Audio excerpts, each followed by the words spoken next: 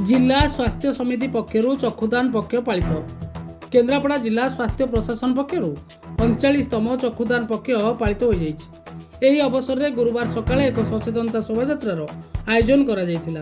जिला मुख्य चिकित्सा और जनस्वास्थ्य अधिकारी डाक्तर अनिता पट्टनायक सबुज पताका देखाई शोभायात्रार शुभारंभ करथिले।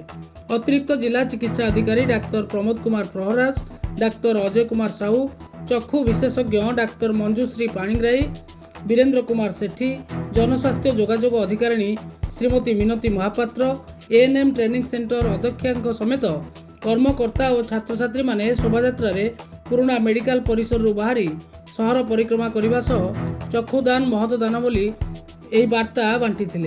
या परे जिला स्वास्थ्य विभाग सम्मेलन कक्ष रे सचेतनता सभा अनुष्ठित होइतिला।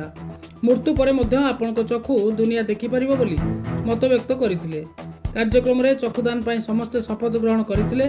एही अवसर रे आयोजित विभिन्न प्रतियोगितार कृति प्रतियोगी मानकु मुख्य अतिथि डॉक्टर पट्टनायक ट्रॉफी और मानपत्र दे पुरस्कृत करथिले। कार्यक्रम शेष रे अनिता पात्र धन्यवाद अर्पण करथिले।